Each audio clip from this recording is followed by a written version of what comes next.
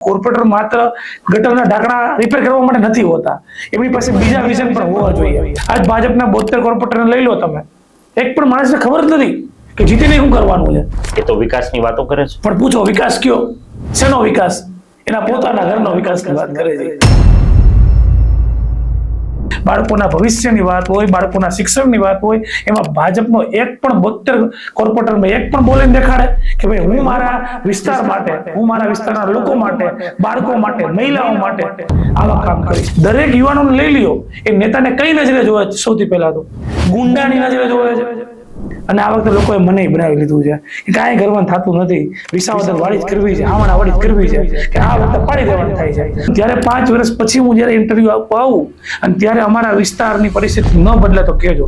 એક ને એક રોડ 5-5 વખત દેખાડી ચોપડે સાઈડ કરનાર વાર્તા પૂરી. કોન્ટ્રાક્ટરનું કમિશન હોય, અધિકારીઓનું કમિશન હોય અને નેતાનું કમિશન હોય. કમિશન ઉપર હાલે 2%, 5%, 10%. રાહુલ ભુવને કોઈ 4 ન પાયા કે લ્યો કરો સેટિંગ.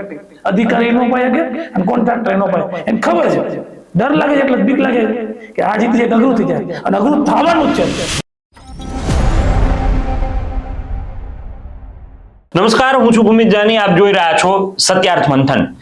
સ્થાનિક સ્વરાજ્યની ચૂંટણીના મતદાનને હવે ગણતરીના દિવસો જ બાકી રહ્યા છે, તેવામાં પ્રચંડ પ્રચાર ચાલી રહ્યો છે. આમ આદમી પાર્ટી હોય, ભારતીય જનતા પાર્ટી હોય કે કોંગ્રેસ હોય, એ અત્યારે લોકો વચ્ચે જનસંપર્કમાં જઈ રહી છે અને તેમના ઉમેદવારો એ લોકો સાથે જનસંપર્ક કરીને મત આપવા માટેની વાત કરી રહ્યા છે. પરંતુ મહદઅંશે તમે જુઓ તો સૌથી વધારે આ સ્થાનિક સ્વરાજ્યની ચૂંટણીની અંદર જ્યારે શેરીઓમાં એ ઉમેદવારો મત માંગવા માટે જાય ત્યારે મૂળભૂત પ્રશ્નો શું આવે તો કે કાં તો ગટર ઉભરાય છે એની વાત છે, વરસાદી પાણી ભરાઈ જવાની વાત છે, અથવા તો પાણી ન આવે એ પ્રકારની વાત છે, અપૂરતું પાણી આવે છે, ફોર્સ ઓછો આવે છે. આવા સ્વચ્છતાના જે કહેવાય કે એની અંદર તકલીફો છે, કચરાની ગાડી નથી આવતી, આ પ્રકારના પ્રશ્નો આવે. પરંતુ શું કોઈ પ્રકારે ઉમેદવારોએ એવું વિઝન પોતાનું રજૂ કર્યું ખરા કે એ ચૂંટાઈને આવે છે તો એમના વિસ્તારની અંદર કઈ પ્રકારની કામગીરી કરશે? અને સૌથી મોટી વાત, સોશિયલ મીડિયાની અંદર અત્યારે હાઈએસ્ટ એક મેસેજ ટ્રેન્ડ થઈ રહ્યો છે, અને મેસેજ એ છે કે જેટલા ચૂંટણી કાર્યાલયો અત્યારે ઉમેદવારોના ધમધમે છે ને, શું એ ચૂંટાઈ ગયા પછી અથવા તો હારી ગયા પછી શું આ કાર્યાલયો એઝ ઇટ ઇઝ જનતા માટે ખુલ્લા રહેશે ખરા? જો કે આ તર્ક અને આ એક પ્રકારનો કટાક્ષ એ લોકશાહીની અંદર જરૂરી છે, કારણ કે સવાલદાર જનતાને જવાબદાર નેતા મળે છે. આજના આ વિડીયોની અંદર મારી સાથે રાજકોટના વોર્ડ નંબર 4 આમ આદમી પાર્ટીના યુવા નેતા અને અત્યારે જેમને પ્રચાર આખા વિસ્તારની અંદર કહેવાય કે સમાપ્ત કરી દીધો છે એવા રાહુલ ભુવા છે. અને સૌપ્રથમ તેમનું ઇન્ટરવ્યુ આપણે જ્યારે આખી એમની પેનલ 4 લોકોની ડિક્લેર થઈ હતી આમ આદમી પાર્ટીમાંથી, ત્યારે આપણે તેમની સાથે વાતચીત કરી હતી, વિઝન વિશે વાત કરી હતી. પરંતુ હવે આજના વિડીયોની અંદર એ વિશેષ વાત એ કરવી છે કે તેમના દ્વારા એક રોડમેપ તૈયાર કરવામાં આવ્યો છે, અને વોર્ડ માટે, વોર્ડ નંબર 4 માટે જો તે ચૂંટાઈને આવે છે તો કેવા કામો કરશે, કેવી રણનીતિ હશે, અને એ માટે તેને શું પ્લાન આઉટ કર્યું છે, માઇક્રો પ્લાનિંગ શું છે, એ વિશે તેમની સાથે વાત કરવી છે. હું વેલકમ કરું છું રાહુલ ભુવાને. રાહુલભાઈ નમસ્કાર, આપનું સ્વાગત છે. આપનો પણ હૃદયપૂર્વક આભાર. અને રાહુલભાઈ, જે રીતની આખી પરિસ્થિતિ આપણે જ્યારે તમારી પેનલ ડિક્લેર થઈ હતી અને ત્યારે ઇન્ટરવ્યુ કર્યો હતો, મને યાદ છે, વિઝન વિશે ઘણી બધી વાત થઈ હતી, પરંતુ અત્યારે તમે એક રોડમેપ તૈયાર કર્યો છે, અને રોડમેપની અંદર નાનામાં નાનું પ્લાનિંગ પણ માઇક્રો પ્લાનિંગ કહેવાય કે તમે કર્યું છે, અને વોર્ડના દરેક વ્યક્તિ માટે, એ સિનિયર સિટીઝન હોય, મહિલાઓ હોય, એ બાળકો હોય તો પણ ભલે, બિઝનેસમેન હોય તો પણ ભલે. તો મને આજે સમજાવો કે ગટર અને પાણીની અસુવિધાઓની વાત સિવાય, સ્વચ્છતાની અસુવિધાની વાત સિવાય તમે શું નવું કરવા માટે આવ્યા છો? સૌથી પહેલા તો અમે લોકો માટે એક સરળ કોમ્યુનિકેશન, માની લોકો સરળતાથી અમારો સંપર્ક કરી શકે એમના માટેનો પ્રયત્ન કરીશું. અને કોમ્યુનિકેશન અમને કરવા માંગતા હોય તેમના માટે કાર્યાલય એક ખોલશું કે જેમાં સરળતાથી એ લોકો ત્યાં આવી શકે. બીજું, અમે એક એપ્લિકેશન બનાવવાના છીએ વોર્ડની, સ્પેશિયલ વોર્ડ નંબર 4 કે જે એપ્લિકેશનના માધ્યમથી એ પણ અમારો સંપર્ક કરી શકે. ત્યારબાદ અમે એક નંબર જાહેર કરશું કે આ નંબરમાં પાણીનો પ્રશ્ન હોય, ગટરનો પ્રશ્ન હોય કે અન્ય કોઈ સાફ સફાઈનો પ્રશ્ન હોય તો એ નંબરમાં તમે કોલ કરી શકશો. ત્યારબાદ એવું એક વિશેષ નંબર જાહેર કરશું 24/7, ગમે ત્યારે કોઈ પણ વ્યક્તિને બરાબર જરૂરિયાત એમના નેતાની લાગે તો એ નંબરમાં ફોન કરી શકે છે, અને એ નંબર અમારો 24 કલાક ચાલુ હશે. અને અમે એનો ફોન ઉપાડશું અને એ જ્યારે બોલાવશે ત્યારે અમે વચ્ચે હાજર થઈ જશું. આ વાત રહી જે અત્યારનું જે ગટર પાણીની વાત રહી, અને હમણાં ગોપાલભાઈ અમારે કીધું કોર્પોરેટર માત્ર ગટરના ઢાંકણા રિપેર કરવા માટે નથી હોતા, એમની પાસે બીજા વિઝન પણ હોવા જોઈએ. તો અમારી પાસે એવા ઘણા બધા વિઝન છે. અમે આવનારી પેઢી, આવનારા બાળકો કઈ રીતે સારી દિશામાં જાય એમના માટે પ્રયત્ન કરવાના છીએ. એમાં સૌથી પહેલા અમે શું કરશું, તો અમે વિવિધ સેમિનારના માધ્યમથી લોકો વચ્ચે સેમિનારો આપશું. જેમ કે બાળકો છે તેમના માટે અલગ સેમિનારો બનાવશું, જે સેમિનારો થકી બાળકોને સારું શિક્ષણ આપી શકાય, સંસ્કાર આપી શકાય અને એમને એજ્યુકેશનમાં વિશેષ રસ પડે એવા સેમિનાર અમે ડિઝાઇન કરશું અને બાળકોને આપશું. સ્કિલ ડેવલપમેન્ટની પણ વાત થઈ શકે. ત્યારબાદ મહિલાઓ છે તો મહિલાઓ માટે પણ પોતે બિઝનેસમાં આગળ વધી શકે, કઈ રીતે એ પોતાના પરિવારને ચલાવી શકે, ખાસ કરીને પેરેન્ટિંગ આજના સમયમાં માતા પિતા માટે ખૂબ મુશ્કેલ કહી શકાય ના મુદ્દો છે કે પોતાના બાળકોનો કઈ રીતે ઉછેર કરવો. અમે બધા શિક્ષણ વાળા છીએ, અમે આટલી બધી શાળાઓમાં ટ્રેનિંગ આપવા જઈ રહ્યા છીએ, તો અમે અમારા વિસ્તારના જે માતાઓ છે, જે બહેનો છે, એમના માટે સ્પેશિયલ એવા સેમિનાર લેશું જેથી કરીને એ એમના બાળકો ઉપર સારી રીતે કામ કરી શકે, એમને સારા સંસ્કાર શિક્ષણ આપી શકે. બિઝનેસના પણ એવા સેમિનાર લેશું કે જેમાં માની લો બિઝનેસનો કઈ રીતે ગ્રોથ થઈ શકે. અમે જે એપ્લિકેશન બનાવવાના છે ને એમાં આખા વોર્ડ નંબર 4 ના તમામ નાના નાના બિઝનેસ છે એમને એમાં એડ કરશું. ઓકે. જેથી કરીને ત્યાં લોકલ વ્યક્તિ, માની લો કે આજે મારે કોઈ વસ્તુની જરૂર પડી, બરોબર, તો ત્યાં સૌથી પહેલા આપણે ક્યાં સર્ચ કરવાના છીએ? લોકલ વ્યક્તિ. ભાઈ નજીકમાં કોણ આપણને વ્યક્તિ મળશે જે મારી આ મદદ પૂરી પાડી શકે. એપ્લિકેશનના માધ્યમથી બરોબર સેમિનાર લઈને બિઝનેસના લોકોને તાલીમ પણ આપશું અને એ એપ્લિકેશનમાં બધા બિઝનેસ એડ કરશું અમે, અને સરળતાથી એ કોમ્યુનિકેશન કરી શકે તો જે નાના નાના ઉદ્યોગો છે એમને પણ વેગ મળે. તો એ દિશામાં અમે પ્રયત્ન કરવાના છીએ. તો ખાસ કરીને અમારું વિઝન એજ્યુકેશનનું છે, શિક્ષણનું છે.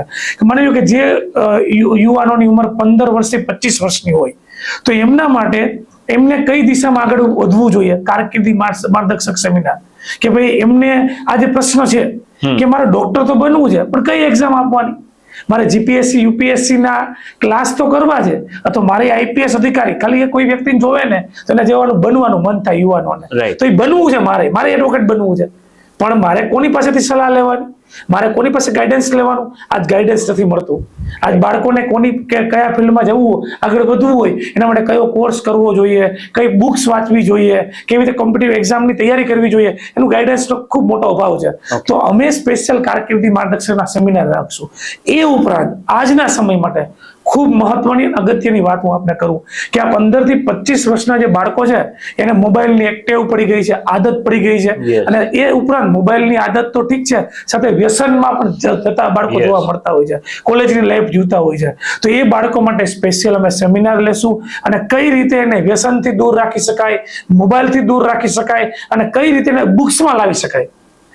ખાલી માત્ર લાઇબ્રેરી બનાવી દેવાથી બાળક નથી વાંચવાનો, પણ એમની અંદર એમના મનમાં એવા વિચારો આપવા વાળું કોઈક હોવું જોઈએ ને કે ભાઈ આપણે શા માટે વાંચન કરવું જોઈએ, શા માટે પુસ્તકને સારા મિત્ર આપણે બનાવવા જોઈએ. તો અમે માત્ર ગટરના ઢાંકણા રિપેર કરવાના કોર્પોરેટર નહીં બનીએ. આપ જોજો રાજકોટમાં અમે જીતશું, અમે શિક્ષણ સાથે સંકળાયેલ લોકો છીએ, એજ્યુકેટેડ લોકો છીએ, ખાલી થોડા ઢાંકણા રિપેર કરશું. એ તો સિમ્પલ સરળ કામ છે, તો થવાનું જ છે, એ તો ઓટો મોડમાં જ થવાનું છે. પણ એમની સાથે આવનારી પેઢી, આવનારા સમયમાં બાળકો 10 વર્ષ પછી ક્યાં હોય, એમના માટે અમે વિચારશું કે વોર્ડ નંબર 4 માંથી આવતી કોઈ પણ દીકરી, કોઈ પણ દીકરો 10 વર્ષ પછી ડોક્ટર બને, એન્જિનિયર બને, જીપીએસસી યુપીએસસી ની પરીક્ષા પાસ કરે અને એ ગવર્મેન્ટ નોકરી, ગવર્મેન્ટ સર્વન્ટ બને, લાખો રૂપિયા કમાય, એમના માતા પિતાને આપે, એવો અમારો વિઝન છે. તો ખાલી માત્ર હું માનતો જ નથી કોર્પોરેટર હોય કે નગર સેવક હોય, એ તો આખા નગરનો સેવક છે, પણ એવું જરૂરી થોડું છે કે ખાલી માત્ર ગટરના ઢાંકણા રિપેર કરવા માટે છે. નહીં, બિલકુલ નહીં. ઘણા બધા કામો છે જો એ દ્રષ્ટિકોણથી વિચાર આવે તો. આજ ભાજપના 72 કોર્પોરેટરને લઈ લો તમે, એક પણ માણસને ખબર જ નથી કે જીતીને શું કરવાનું છે. ચૂંટણી તો લડવા નીકળ્યા છે, એ તો વિકાસની વાતો કરે છે, પણ પૂછો વિકાસ કયો? શેનો વિકાસ? એના પોતાના ઘરનો વિકાસની વાત કરે છે. વિકાસ સાચો એને તમે 72 માંથી કોઈ પણ કોર્પોરેટરને પૂછશો ને આવો જવાબ નહીં હોય એની પાસે કે હું આ કરી શકું. એમ કે થાય નહીં. એને કારકિર્દી માર્ગદર્શકના સેમિનાર લેવો એટલે કે ભાજપનો નેતા પોતે 8 ભણેલો હોય એને હું કેવું લોકોની વચ્ચે જઈ કે આવી રીતે કારકિર્દી બનાવાય? એ તો મારામારી કરવી હોય તો પૂછવું પડે કેમ મારામારી કરાય, કેમ ગાળો બોલાય, કેવી રીતે ખૂન ખરાબા કરાય, કેવી રીતે દારૂનો ગ્લાસ ખોલાય, કેવી રીતે બોટલ ભરાય, પેક કેવી રીતે કેટલો બનાવાય એ ના આવડે. પરંતુ આવા સેમિનારની વાત હોય, બાળકોના ભવિષ્યની વાત હોય, બાળકોના શિક્ષણની વાત હોય, એમાં ભાજપનો એક પણ 72 કોર્પોરેટરમાં એક પણ બોલીને દેખાડે કે ભાઈ હું મારા વિસ્તાર માટે, હું મારા વિસ્તારના લોકો માટે, બાળકો માટે, મહિલાઓ માટે આવા કામ કરીશ. અને સેમિનાર લઈને કદાચ તો કોઈ આવે નહીં, કારણ કે લોકોને ખબર છે કે આન પાઈ ન મોકલાય, ઓલો છોકરો ભણવાની જગ્યાએ ગ્લાસ ખોલીને બેસે. એવી પરિસ્થિતિમાં રાજકોટમાં છે આ નેતાઓનું હાલત. ત્યારે અમે તો બહુ વિઝન સાથે જઈએ છીએ. લોકોને અમારા ઉપર ભરોસો છે, વિશ્વાસ છે કે હવે આવનારા સમયમાં શિક્ષિત લોકોને જો મત આપશું તો એ કંઈક સારું વિચારી શકશે અને વિચારી અને આવનારી પેઢી માટે કામ કરશે. ખાલી ગટરના ઢાંકણા નહીં જ રિપેર કરીએ અમે, એ બાય ડિફોલ્ટ કામ થશે, ઓટો મોડમાં કામ થશે. પાણીના પ્રશ્ન હોય, ગટરના પ્રશ્ન હોય, રોડના પ્રશ્ન હોય, એ ઓટો મોડમાં કામ થશે. પણ સાથે સાથે બાળકની અંદર, માતા પિતાની અંદર, કોઈ પણ વ્યક્તિની અંદર મૂલ્યલક્ષી વિકાસ થાય. કારણ કે બધી સમસ્યાનું મૂળ છે ને શિક્ષણ છે. આજ કોઈ વ્યક્તિ છરી ઉપાડે છે ને તો એને શીખવવામાં એટલે ઉપાડે છે. રાહુલભાઈ, તમે જે વિઝનની વાત કરો છો એમાં મારે એક પ્રશ્ન એટલા માટે પૂછવો છે, અને આ લોકો પણ આ વાતથી એગ્રી થશે કદાચ. હું માનું છું ત્યાં સુધી, ધારો કે બાળકોને જ્યારે શિક્ષણની વાત આવે છે, મૂલ્યોની વાત આવે છે, તો તેની સાથે એ કદાચ ભારત સરકાર પણ વિચારતી નથી, ગુજરાત સરકાર પણ વિચારતી નથી. અને કેમ નથી વિચારતી એ પણ પ્રશ્ન છે. એ પ્રશ્ન તમને એટલા માટે પૂછી રહ્યો છું. સામાન્ય આપણા કાયદાઓ, આપણી ફરજો, આપણા અધિકારો એ શું છે? શું આપણા એ નીતિ નિયમો છે? બેઝિક જે આપણું સ્ટ્રક્ચર છે, જેના આધાર સ્તંભ પર આપણું સંવિધાન ટકેલું છે, આપણા મૂળભૂત જે અધિકારો છે, એ તમે ધારો કે અત્યારે કોઈ 10મા ધોરણના વિદ્યાર્થીને પૂછવા જાઓ તો એમને નહીં ખબર હોય. 12મા ધોરણ કે ઇવન કોલેજના પણ યુવાનોને તમે એમને પૂછવા જાઓ કે ભાઈ આપણા મૂળભૂત અધિકારો શું, ફરજો શું, અને એટલા માટે ક્યાંક એક ત્રુટિ રહી જાય છે. ને એટલા માટે સામાન્યતઃ તમે જુઓ, હમણાં જ સૌરાષ્ટ્ર યુનિવર્સિટીનો એક સર્વે હતો કે લોકો મજા માટે અને માનસિક એ પ્રકારના રોગી છે કે એમને ટ્રાફિક સિગ્નલ બ્રેક કરવામાં મજા આવે છે. એના માટે એક આમ કહેવાય ને ગર્વની બાબત છે. તો એ સૌથી વધારે કરે છે યુવાનો. તો તમને લાગે છે કે એ શિક્ષણની અંદર આપણી જરૂરિયાત એવી પણ ઊભી થઈ છે કે એ મુદ્દા પર પણ કામ કરવું પડે? જો આમ આદમી પાર્ટીનું બોર્ડ બને છે, જો આમ આદમી પાર્ટી ચૂંટાઈને આવે છે, અને જો સાથે વોર્ડ નંબર 4 ની અંદર તમારી પેનલ ચૂંટાય છે, તો આ મુદ્દે તમે શું કામ કરવા માંગો છો? 100%. આજે બાળકોને બાળપણથી સંસ્કાર આપવા પડે.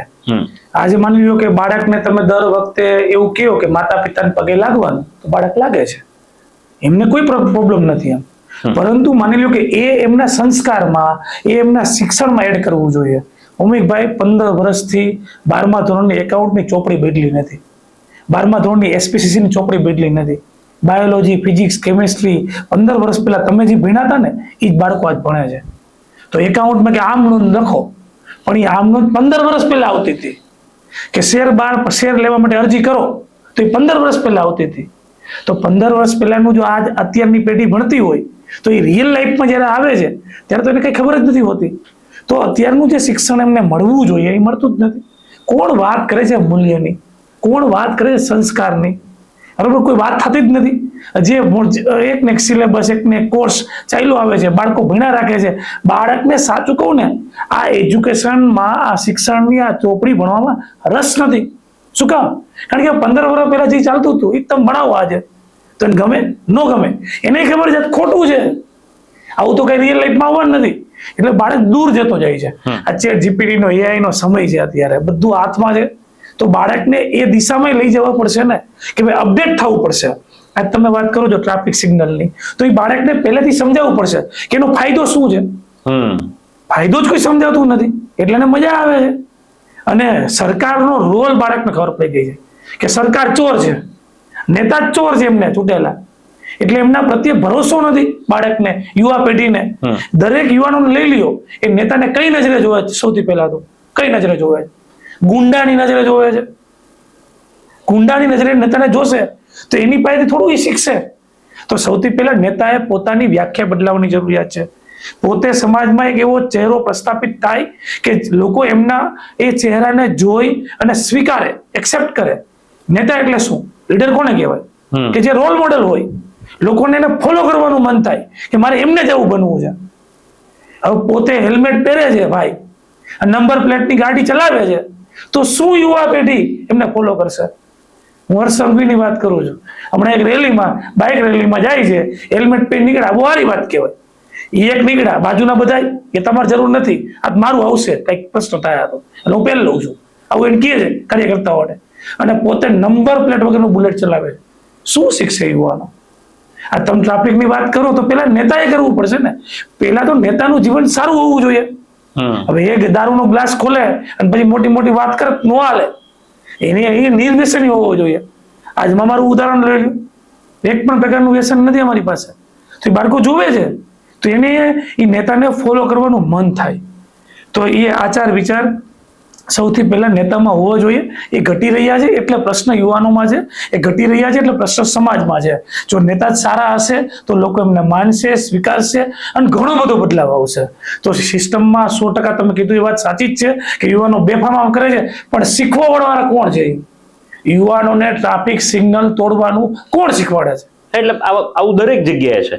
ખાલી ટ્રાફિક સિગ્નલ ઉપરાંત મેં તમને કીધું એમ કે એમને બેઝિક સ્ટ્રક્ચર ખબર જ નથી. આપણે ઘણી વખત જોઈએ છીએ, હું ઉદાહરણ સાથે ફરીથી એટલા માટે પૂછું કે ટીઆરબી જવાન, એમની શું ફરજ છે, એમને શું કામ કરવાનું છે, એ કોઈને ખબર જ નથી. એ ધીરે ધીરે, ધારો કે હું નામ સાથે કહી શકીશ કે મેહુલ બોગરાના વિડીયોઝ વાયરલ થયા, લોકો જાગૃત થયા, લોકોને ખબર પડી કે આપણને ટીઆરબી નો જવાન રોકી ના શકે. એમની પાસે માત્ર ને માત્ર ટ્રાફિક નિયમનનું કામ છે, એના સિવાય બીજી કોઈ ફરજ નિભાવી શકે નહીં. તો લોકોમાં જાગૃતતા આવી, તો હવે એ એક સેન્સ લોકોમાં બની ગઈ કે ટીઆરબી જવાન રોકતા પણ બંધ થઈ ગયા, ઘણા ખરા અંશે બંધ થઈ ગયું છે. અને ઘણા ખરા અંશે લોકો પણ પ્રશ્ન પૂછતા થઈ ગયા કે ભાઈ શું યાર, તમારા પાસે કોઈ ઓથોરિટી નથી પૂછવાની. તો જ્યારે જવાબદારી પણ શીખવવાની વાત છે અને ફરજો પણ અદા કરતા શીખવવું પડશે અને સાથે નિયમો પણ. તો હું માનું છું ત્યાં સુધી, કારણ કે કાયદો, તમે સમજો કે આપણે જાગૃત કોઈને કરવા છે તો મૂળભૂત આપણા જે કાયદાઓ છે, મૂળભૂત જે આપણા વિચારો છે, એ કેન્દ્ર સ્થાને હોવા જોઈએ. કોઈ પણ પક્ષનો સંવિધાન કેમ આપણે અભ્યાસ ન કરાવી શકીએ? કરાવી જ શકીએ, શું કામ ન કરાવવો જોઈએ? તો પછી તમને એવી કઈ જગ્યાએ ત્રુટી લાગે છે કે આ સરકાર કે કોઈ પણ સરકારની બાબતે કેમ વિચાર નથી આવતો? બસ એને ખબર છે, જો આ સમજાવી દેશું, યુવાન પેઢીને સમજાવી દેશું તો એની ખુરચી વહી જાય. જો આપણે આ બધું ભણાવી દેશું બાળકોને, એને કાયદા સમજાવી દેશું, ફરજો સમજાવી દેશું, જવાબદારી સમજાવી દેશું, તો મત થોડો દે. એને તો હિન્દુ, મુસલમાન, ભારત, પાકિસ્તાન આવું જ કરાવવાનું છે. એટલે એવું કરાવે છે એટલે એને મત મળે છે. પણ જ્યારે યુવાન ભણેલો, ગણેલો, સમજદાર, વિચારશીલ બનશે, પોતાની ફરજો જાણશે, અધિકાર જાણશે, તો અવાજ કરશે સરકારને કે આ તો ખોટું થાય છે, આ તો તમારે ન કરવું જોઈએ. તો એ જ પ્રશ્ન મેઇન છે ને, શિક્ષણનો પ્રશ્ન જ આ.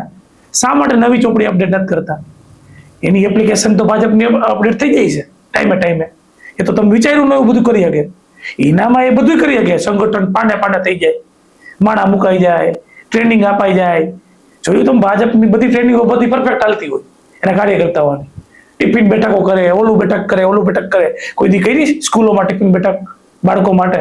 નથી કરતા. કારણ ખબર જો ભણી લે આ વ્યક્તિ, બાળકો ભણી લે તો આપણું આ અંગૂઠા છાપનું હાલશે નહીં પાછું. કારણ કે એ એમ કે કાલો વારે કે ભાઈ અમારે ચૂંટણી લડવી છે, અમારે આ સરકાર ચલાવવી છે, તમારે કરતા હારી ચલાવી શકશું. એટલે પ્રશ્ન છે ભૌમિકભાઈ. અને મેં કીધું એમ કે એક વખત અમે જીતશું, અમે આ વખતે જીતશું, એ ફાઇનલ છે. અને પછી અમે જે કામ કરશું ને, અને કામ લોકો જોશે આ વખતે. અને અમે ખરેખર આ વખતે વ્યાખ્યા બદલાવાની કરાજી કે નેતા કોને કહેવા જોઈએ, કે એ શું કામ કરી શકે, એમનું વિઝન શું હોઈ શકે. મેં મારા વિસ્તારમાં ભૌમિકભાઈ એવું કીધું છે કે હું જીતું, લોકો મને મત આપે, જીતી ગયો હું, 28 તારીખે રિઝલ્ટ આવ્યું, અને પછી હું લોકોની વચ્ચે રહું, અને પછી 5 વર્ષ પછી ફરી મત માંગવા જાઉં ને ત્યારે 3 વર્ષની દીકરીને લઈ લેવાની અને ચોકમાં ઊભી રાખી દેવાની અને આંગળી પૂછીને કહેવાનું કે આ માણસનું નામ શું છે. એ 3 વર્ષની દીકરી એમ કે આ રાહુલ ભુવા છે, તો જ તમે બીજી વખત મત આપજો. શું કામ ન ઓળખે આપણને? તમારા વિચારો સારા હોય, સારું કરવાની ભાવના હોય, મહેનત કરવાની, પરસેવો પાડવાની ભાવના હોય, તો શું કામ ન ઓળખે? આજે મને મારા વિસ્તારના બાળકો ઓળખે છે, કારણ કે હું ત્યાં વચ્ચે રહું છું. અને હજી કહું છું 5 વર્ષની તક મળશે, સત્તા મળશે. સત્તા મળે એટલે કામ વધારે થાય, તમે સમજી શકો. બરોબર, સિક્કો મળે, સિગ્નેચર કરવા માટે કાગળીઓ મળે. કોઈ અધિકારી ન કરતો હોય, કઈ કકડાવી ગઈ કરવું જ પડશે. તો એ જ સત્તા છે. તો લોકો એકવાર સત્તા જો આપશે, અને આ વખતે લોકોએ મને બનાવી લીધું છે કે કાંઈ કરવાનું થતું નથી, વિસાવદર વાળી જ કરવી છે, હામણા વાળી જ કરવી છે, કે આ વખતે પાડી દેવાનું થાય છે. તો એ લોકો જ્યારે મન બનાવી લીધું છે તો 28 તારીખની રાહ છે અમારી ચૂંટણીના રિઝલ્ટની, અને પછી અમે 5 વર્ષ જોજો તમારું કામ, બરાબર? ત્યારે 5 વર્ષ પછી હું જ્યારે ઇન્ટરવ્યુ આપવા આવું અને ત્યારે અમારા વિસ્તારની પરિસ્થિતિ ન બદલે તો કહેજો. અમારા વિસ્તારના બાળકોના શિક્ષણની, સંસ્કારની, કે એમના વિઝનની, એમને શું કરવું છે, નેતાની વ્યાખ્યા બદલાવી નાખશું અમે. કે બાળકો એવું વિચારે કે આ નેતા છે અમારો, આ લીડર છે, એ અમને ફોલો કરે. એ હાથમાં સિગરેટ લેતો હોય તો વિચારે કે ભાઈ સિગરેટ નથી લેવાની, કારણ કે આપણા નેતા નથી લેતા. સમજાય છે હું શું કહું છું? હવે આજે આ શું થઈ રહ્યું છે આખું ગામ જાણે છે, આખું રાજકોટ જાણે છે, ગુજરાત જાણે છે, પરિસ્થિતિ જેવી છે. એટલે મારે શું વાત કરવી વિશેષ. તમારા વિસ્તાર પર આવું છું. તમે આટલો પ્રચાર કર્યો, મને લાગે છે ત્યાં સુધી 60 થી વધારે સભાઓ તમે અત્યાર સુધીમાં એ વિસ્તારમાં કરી ચૂક્યા છો, કારણ કે તમને ખાસો એવો સમય મળ્યો છે. તો એ જે સભાઓ કરી અને તમે પ્રચારમાં ગયા, એ લોકોનો પ્રતિભાવ શું હતો અને તમારા માટે એમનો દ્રષ્ટિકોણ શું હતો? પાડી જ દેવાના છે. આવે એટલી વાર છે. ચૂંટણીની લોકો રાહ જોઈ બેઠા છે. 26 તારીખની 1100 લોકો એવા, ભૂમિકભાઈ મારી પાસે એક વિસ્તારમાં એક વોર્ડની વાત કરું છું અત્યારે, 1100 લોકોએ અમને એવું કીધું છે ઇલેક્શનનો એક દિવસ કામ ધંધો બધું બંધ કરી અને તમને આપવો, આખો દિવસ સવારથી આજ સુધી બૂથમાં બેસવું, મત નખાવાય આ વખતે હાવડામાં. કોઈ એક વિસ્તારમાં 1100 લોકોની ટીમ હોય, અરે કેવડી મોટી ટીમ કહેવાય. તો લોકો એવું કહે છે કે ભાઈ તમારે ચૂંટણી નથી લડવાની, અમે લડી છે આ વખતે, અને અમે મહેનત કરશું તમારા માટે, અમે મતદાન કરશું. તો આ વખતે જોજો મતદાન પણ ખૂબ ઊંચું થવાનું છે, બરોબર? લોકો રાહ જોઈને બેઠા છે ચૂંટણીની, કારણ કે હેરાન કર્યા છે. દાખલા કઢાવવો હોય તો લાવો 500 રૂપિયા, લાવો 1000 રૂપિયા, ઉભા રહ્યો લાઈનમાં. એક છોકરો તો લાઈનમાં જ ઉભો રાખવો પડે, કઈ કામ ધંધો નહીં કરવાનો, લાઈનમાં ઉભો સવારથી ઉઠી અને આજ પડી લાઈનમાં જ ઉભું હોય બધી જગ્યાએ. તો આ બધા ઘણા નાના મોટા પ્રશ્ન ઘણા બધા છે, બરોબર? અમે કીધું છે કે તમારે ફોન કરવાનો, અમે ઘરે આવીને કરી દઈશું બધું, અમે કરીએ છીએ. અમારાથી જેટલું થાય, અમને જેટલી સરકાર છૂટ આપે કે ભાઈ ચૂંટણી કાર્ડમાં SRI ની પ્રક્રિયામાં આખા વિસ્તારને ખબર છે, રાહુલભાઈ પ્રિન્ટર લઈને ઘરે આવ્યા હતા, જે ચૂંટણી કાર્ડ કાઢવાની વાત હતી, ઘરે અમે ઘરે ઘરે જઈને કામ કરીએ છીએ. સત્તા હતી કે નહોતી એ ડઝન્ટ મેટર, જેટલા કામ અમે કરી શકતા હતા એટલા કામ કર્યા છે. પણ જો કાગળિયો મળી જાય સાઇન કરવા વાળો તો પછી વાત જવા દો. એક પ્રશ્ન એ તમને પૂછું કે હમણાં જ 2-3 દિવસ થયા એક ભારતીય જનતા પાર્ટીના ધારાસભ્ય, આણંદના ધારાસભ્યનો પેલો વિડીયો વાયરલ થયો છે અને કહી રહ્યા છે કે જો કોંગ્રેસ ચૂંટાઈ ગઈ મારા વિસ્તારની અંદર તો એમને ગ્રાન્ટ પાસ નહીં થવા દો, મારી ગ્રાન્ટમાંથી કંઈ આપીશ નહીં. આ પ્રકારની એ વાત કરી રહ્યા છે. આ રાજનીતિ કેટલી યોગ્ય? બિલકુલ ખરાબ કહેવાય. વિચાર તો કરો કે એની માનસિકતા શું છે, કે પૈસા થોડા એના ઘરેથી લઈ આવે છે, ઘરેથી ટેક્સ, આ લોકો ટેક્સના પૈસા છે, રાત દિવસ મહેનત કરી અને લોકો ટેક્સ સરકારને ભરે છે. સવારે ઉઠીએ ને, કોલગેટ કરીએ ને, અને રાતે સૂઈએ ને, ઓલા ઉઠની સ્વિચ દબાવીએ ને, ત્યાં સુધી દરેક વસ્તુમાં સરકારને વેરો આપીએ છીએ. કઈ ઉપકાર નથી કરતી, ભીખ નથી માંગવાની ની પાસેથી. અમે ભરેલા પૈસા, અમે આટલો વેરો ભરીએ છીએ, બધું લે. મકાન વેરો લાવો, શિક્ષણ વેરો લાવો, સફાઈ વેરો લાવો, પાણી વેરો લાવો, તો એ વેરાના પૈસા છે. શું કામ ગ્રાન્ટ નો આપે? અમને લોકો મત આપે, થોડી બંગડીઓ પહેરી છે, ગમે ત્યાંથી ગ્રાન્ટ લઈ આવશું.